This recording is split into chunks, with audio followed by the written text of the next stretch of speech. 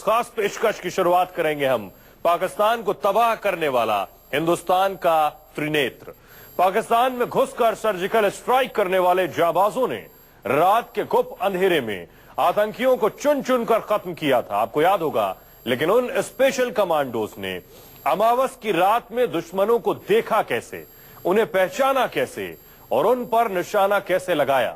आज हम आपको वो हथियार दिखाने जा रहे हैं जिनकी वजह से कामयाब हुई पाकिस्तान में आतंकियों के खिलाफ सर्जिकल स्ट्राइक।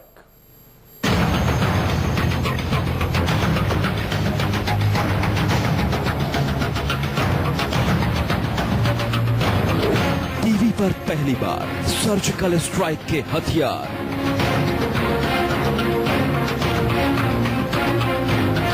वो शस्त्र जिसने बनाया सर्जिकल स्ट्राइक को कामयाब।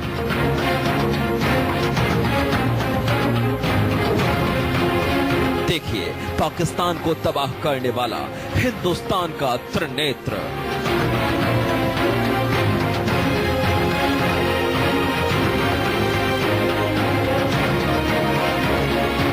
जिस हथियार से कांप गया था पाकिस्तान,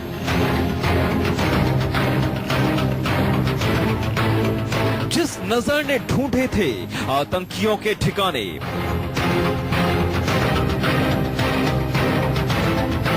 जिस आंख से लगा था दहशतगर्दों पर निशाना,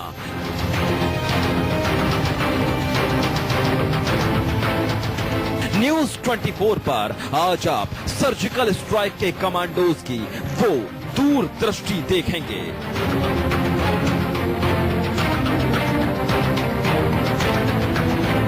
भारतीय सेना ने आसमान से लेकर जमीन तक अंधेरे में आतंकी कैंपों पर हमला किया था।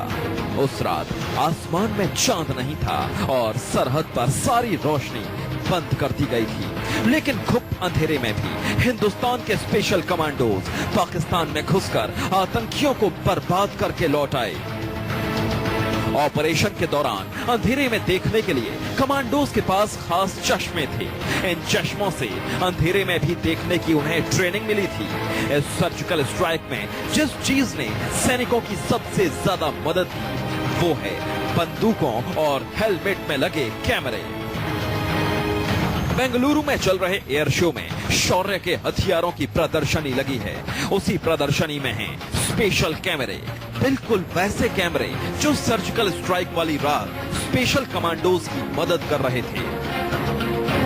उसी क्रम में ये एक थर्मल वेपन साइट है जो रात के अंदर लगभग 500 मीटर तक किसी भी एनिमी को रिकॉग्नाइज करके हम लोग नो मैन लैंड के अंदर शूट आउट कर सकते हैं। अब अगर आप इसके अंदर आप देखेंगे तो जीरो लक्स लेवल में without starlight, without moon light, हम किसी भी मूविंग टारगेट को, लेट इट बी व्हीकल या कोई भी व्यक्ति या व्यक्तियों के समूह को, आप कम से कम 500 मीटर की दूरी से इस पर्टिकुलर वेपन से देख सकते हैं। यही नहीं, आपने देखा होगा इस बार सर्जिकल स्ट्राइक के बाद बहुत सारे क्वेश्चंस रेज हुए कि वो स्ट्राइक हुई भी या नहीं।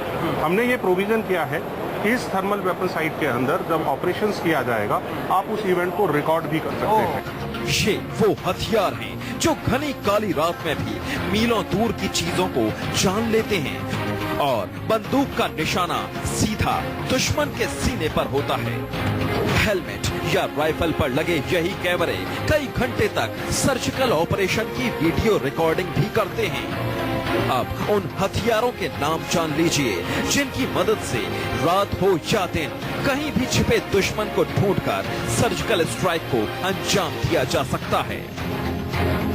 नाइट विजन और nice vision device, day optical site, thermal surveillance कैमरे, मरीन थर्मल कैमरे।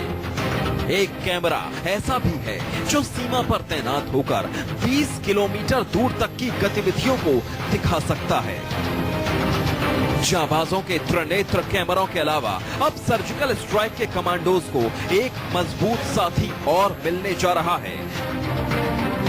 चाहे हम इसे मिलिट्री ऑपरेशंस में बात करें या फिर इसे नॉर्मल वे में अगर हमें यूज करना है वीआईपीज के लिए तो हम उसमें भी यूज कर सकते हैं।